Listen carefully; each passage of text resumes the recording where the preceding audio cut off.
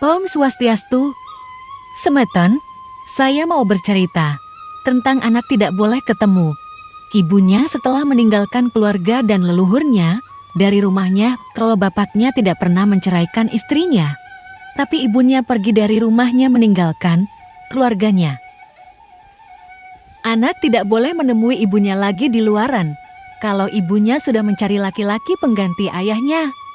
Itulah kutukan triple yang dibuat oleh ibunya yang akan diwariskan ke anak-anaknya yang dekat dengannya dan ke suaminya yang baru dan anak-anaknya yang akan lahir. Disebabkan istri itu tidak boleh menikah lebih dari sekali dan istri itu hanya boleh dirusak oleh suaminya saja. Kalau lebih itulah yang memikul kutukan triple, maka banyak para suami tidak berkutik dibuat oleh karakter istrinya mau menang sendiri dan pembenaran sendiri. Jangankan istri meninggalkan keluarganya dari rumahnya untuk bercerai, selangkah saja dari rumahnya, pergi ngambul, sudah kena kutukannya. Jangankan ngambul, istri memerintahkan suaminya saja untuk melakukan sesuatu untuk dirinya, sudah berdosa. Sebab suami istri itu satu, pradana dan purusa, menunggal menjadi satu, yang disebut Sang Jiwatman.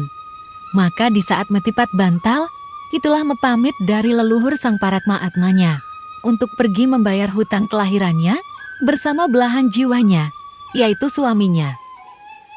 Kalau laki dan perempuan belum menikah, statusnya nyupla brahmacari, tanpa pendamping dan kesaktiannya.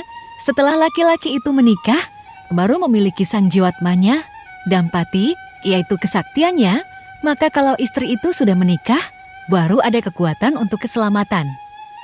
Disinilah sangat rentan hubungannya dengan bencana di zaman sekarang, karena banyak para suami meninggalkan istrinya dan istri meninggalkan suaminya, sama-sama memiliki pembenaran masing-masing, tidak ada keinginan untuk memperbaiki hubungan rumah tangganya. Istri disakiti sama suaminya, istri merasa dirinya diintimidasi dan harus mencari pengganti suami yang baru. Kalau suami merasa dirinya tidak dihargai istrinya, malah nyepak sapihan lagi, dan sering ngajak pelakor ngekos, itulah semuanya bagian dari kehancuran bumi.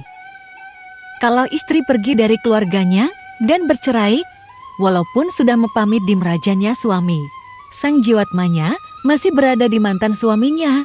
Kalau menikah lagi atau gonta-ganti laki-laki lain, itulah kutukannya akan ditularkan ke anaknya yang dekat dengannya. Walaupun mereka kaya sekarang, bisa berbuat sesuai dengan kemauannya untuk mencari brondong atau suami yang baru dan berbahagia kelihatannya. Kalau terjadi permasalahan dalam rumah tangganya yang baru, tidak akan menemukan keselamatan sebab kesaktiannya ada di mantan suaminya. Disinilah sangat beresiko menikah sama sapihan yang bercerai hidup disebabkan suaminya yang baru tidak memiliki kesaktiannya, sebab kesaktiannya masih di mantan suami, yang sering disebut dampati maka sakti sang laki, kesaktiannya suami ada di istrinya. Sedangkan kesaktian istrinya masih menyatu di mantan suaminya, jadinya suaminya yang baru tidak memiliki kesaktiannya. Kalau terjadi permasalahan dalam rumah tangganya, tidak ada jalan keluarnya untuk menemukan kebaikan. Yang ada hanya kebahagiaan semu, yaitu kepalsuan. Dan apabila terjadi mengalami sakit terhadap keluarganya, tidak ada jalan kesembuhannya, hanya berobat sana-sini, kelihatan sembuh. Tapi energinya jadi beban, menyerang ke keluarganya yang dekat dengannya, ayahnya istri pun akan mengalami sakit-sakitan. Maka anaknya yang ditinggalkan bercerai sama ibunya, jangan ketemu lagi, harus mempegat setan perantasan, sebab ibunya sedang bebai kutukan yang tidak bisa dirasakannya karena berkhianat sama leluhurnya, meninggalkan keluarganya demi pembenaran egonya. Kalau anak yang sudah ditinggal bercerai atau diajak ikut bercerai, anak-anaknya akan mudah memikul kutukan ibunya yang sudah meninggalkan leluhurnya, sehingga anak-anaknya yang sering ketemu ibunya akan ketularan energi bebe ibunya, sehingga akan mudah jatuh sakit. Disinilah harus ikhlas dan harus mengerti tentang perputaran hukum alam, Kelahiran tidak harus memiliki selamanya, bisa ditinggal mati duluan, bisa ditinggal bercerai, bisa ditinggal pergi jauh. Maka banyak sekali perceraian sekarang disebabkan sekarang mudah mencari pengganti. Kalau ibunya tidak menikah lagi atau tidak kenal laki-laki lain selain bapaknya lagi, di sini baru tanggung jawab seorang anak harus berjibaku untuk melindungi ibunya. Kalau kenal laki-laki lain lagi, sama halnya mengutuk dirinya sendiri, membantu yang sudah jadi pendosa.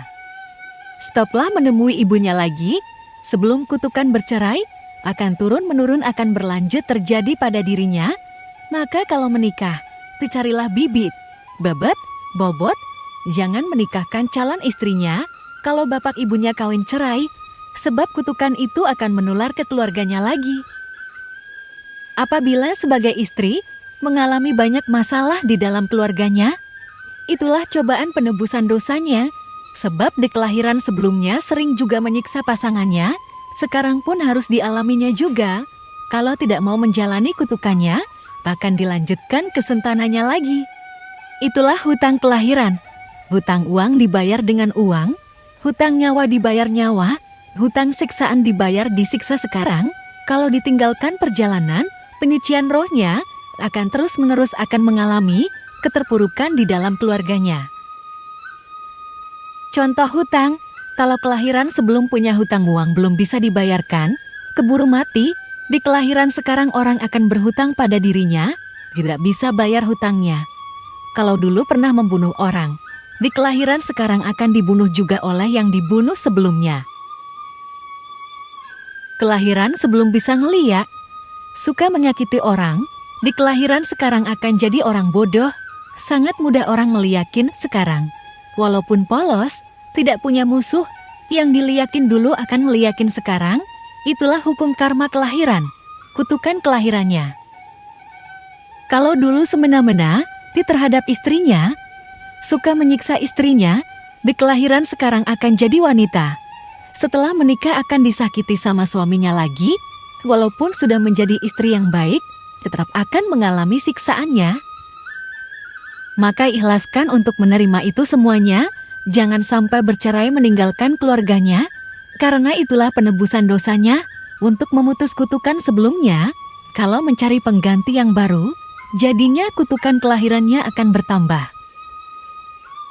Maka jangan disesali penderitaannya sekarang. Itulah kutukan dosa kelahiran sebelumnya yang harus dibayarkan sekarang. Kalau tidak mau menerima penderitaannya sekarang, di kelahiran berikutnya, bahkan dialaminya juga, maka tutuplah kutukannya sekarang.